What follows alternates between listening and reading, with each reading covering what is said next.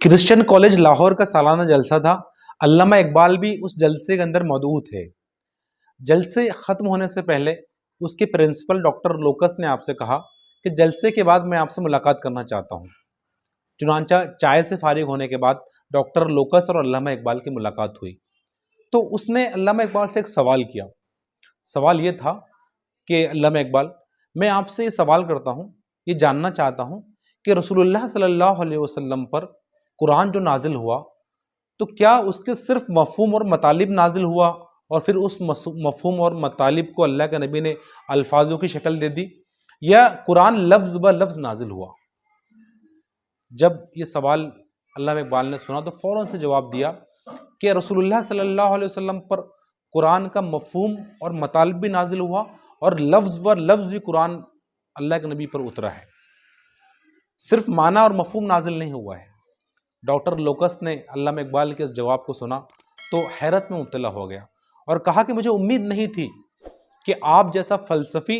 الہام لفظی پر اعتقاد رکھتا ہو، یعنی وہ اس بات پر عقیدہ رکھتا ہو کہ قرآن لفظ بہ لفظ نازل ہوا ہے۔ تو علامہ اقبال نے پورے اعتماد سے مزید اس کو کہا کہ اس بات کو ماننے میں مجھے ذرا برابر بھی مجھے شک اور شبہ نہیں ہے، پورا اس بات پر مجھے یقین ہے کہ قرآن لفظ بہ لفظ رسول اللہ صلی اللہ علیہ وسلم پر نازل ہوا ہے۔ پھر آپ نے کہا کہ میں کوئی پیغمبر نہیں ہوں، میں ایک عام سا شاعر ہوں، لیکن جب میرے اوپر شعر کہنے کی کیفیت طاری ہوتی ہے تو بر بنائے اشعار ڈھلے ڈھلائے انداز میں میرے اوپر اترتے ہیں اور وہ پھر میں اس کو لکھ لیتا ہوں۔ اور بعض مرتبہ تو ایسا ہوا کہ ان پہلی مرتبہ جو اشعار میرے ذہن میں آئے تھے، میرے اوپر اترے تھے، میں نے اس کو کچھ چینج کرنا چاہا، اس کے اندر کچھ ترمیم کرنا چاہی،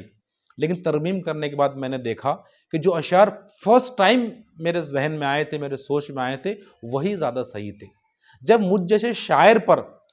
اشعار لفظ و لفظ میرے ذہن میں آ سکتے ہیں اور اترتے ہیں تو رسول اللہ صلی اللہ علیہ وسلم پر اگر وہی نازل ہوتی ہے اور وہ وہی قرآن کی شکل میں لفظ بہ لفظ ہو سکتی ہے